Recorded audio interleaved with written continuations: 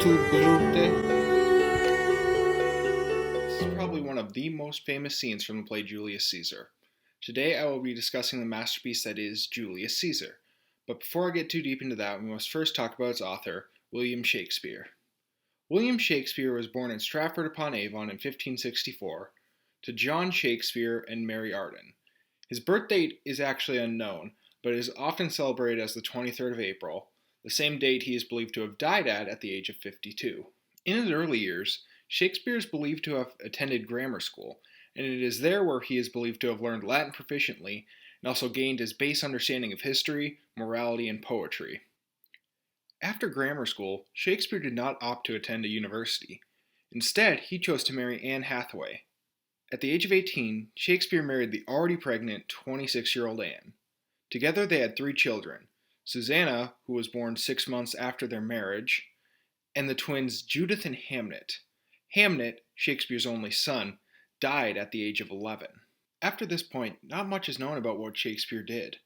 For the next 7 years, he did not make enough noise to receive official recognition. But in 1592, he had established his reputation in London and had begun his writing career. In total, Shakespeare wrote 38 plays, 154 sonnets, and many, many poems. Amongst the many plays he wrote, he crafted the masterpiece that is Julius Caesar. He's believed to have written it somewhere between 1599 and 1600, although the exact date is not actually known. It is one of Shakespeare's renditions of history and is based on the book Parallel Lives written by Plutarch. Some of the notable characters include the title character, Julius Caesar, a popular and powerful man with ambitions of leading Rome, Brutus, a close friend and confidant of Julius Caesar, Cassius, a man who detests Caesar and wishes him gone, Mark Antony, a rather rash and impatient friend of Caesar's, and Octavius Caesar, the grandnephew of Julius Caesar and a prominent military figurehead. Today I will be performing Act 3, Scene 1 of Julius Caesar. However, one scene out of context will mean little, so I must first give some background to the situation. The play opens in Rome with a celebration of Julius Caesar and his recent conquests. 2 men go and harass the celebrators in the streets, saying they once cheered for the father of the one Caesar has just defeated. At this point, the scene switches to another section of Rome where Caesar, his wife, Brutus, Cassius, and several others enter as a group. While entering, a soothsayer calls out to Caesar, telling him to beware the Ides of March. However, Caesar pays no heed to the man's warning. It is at this point that Cassius pulls Brutus aside and begins a chat with him. Cassius attempts to convince Brutus that Caesar is not such a great man. Brutus is a man of the people and wants to uphold their ideals. Cassius attempts to use this good nature of Brutus to show him that Caesar is not good for the people. In the end, Brutus is moved, but still believes in Caesar. During their conversation, Brutus and Cassius hear 3 cries from the crowd. Cassius directs Brutus to ask one of his conspirators what has happened. As it turns out, Mark Antony had presented Caesar with a faux crown 3 times. Each time Caesar rejected it, prompting a cry from the crowd urging Caesar to take the crown. The conspirator also said each time Caesar felt more pain during turning down the crown because he so badly wanted to be the ruler of Rome. Later in the night, Cassius meets with another conspirator. He directs the conspirator to lay 3 letters around the town in places Brutus will eventually find them. These letters are actually fake letters written to seem like they're from common folk who detest Caesar. During the night, Brutus is given one of the letters and loses even more faith in Caesar. As he finishes reading the letter, Cassius and his band of conspirators show up at Brutus's home. They tell Brutus of their plan to assassinate Caesar the following day and convince him to join in their conspiracy. Brutus does so very reluctantly, as he still loves Caesar like a brother. He also adds to their plan, saying they should be doing it for the good of Rome and that they must present themselves to only be doing what is necessary. In addition, he also saves Mark Antony by convincing the conspirators that they must only kill Caesar and none of his friends. The next day, the Ides of March, Caesar has a discussion with his wife. She talks about a dream she had where she saw a statue of Caesar bleeding. She begs him not to go to the Senate for the day. After much pleading, Caesar reluctantly agrees to his wife's demand. At this point, a conspirator enters to escort Caesar to the Senate. Caesar tells the man he will not be going that day and tells him of his wife's dream. The man tells Caesar that the Senate intends to crown him emperor today, to attempt to convince Caesar to attend. After this does not fully work, he spins the dream of doom into a dream of positivity and convinces Caesar to come to the Senate. On his way to the Senate, Caesar runs into two more situations where he is warned against going to the Senate. The same soothsayer from the day before warns Caesar again that it is the Ides of March and he is still at risk.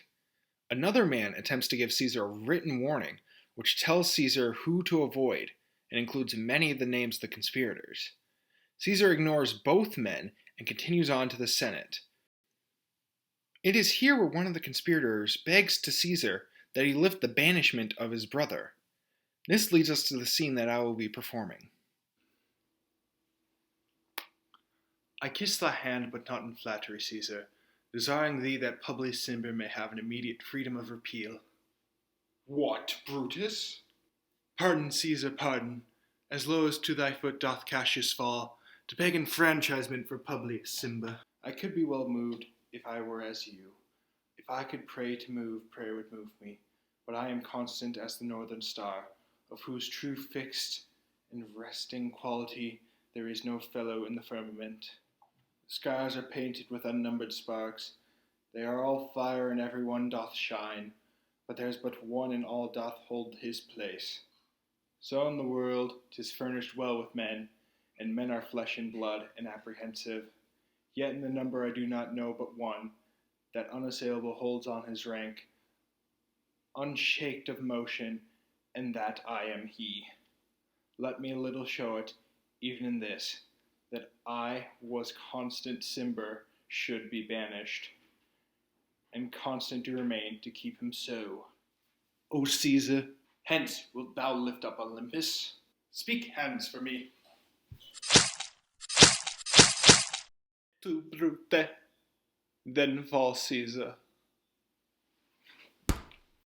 After Caesar's brutal murder, Mark Antony enters the Senate floor. He calms the conspirators by saying he will not stand against them and simply wants to be able to arrange and speak at Caesar's funeral. The conspirators agree and leave Antony alone so that they can go to the streets and can proclaim their deed. After they leave, Antony shows his true colors, telling the corpse of Caesar that he hates those who did such a terrible deed. While Antony is monologuing, a servant of Octavius Caesar enters. Antony tells him of the events that have transpired and tells him to warn Octavius of the unstable state of Rome.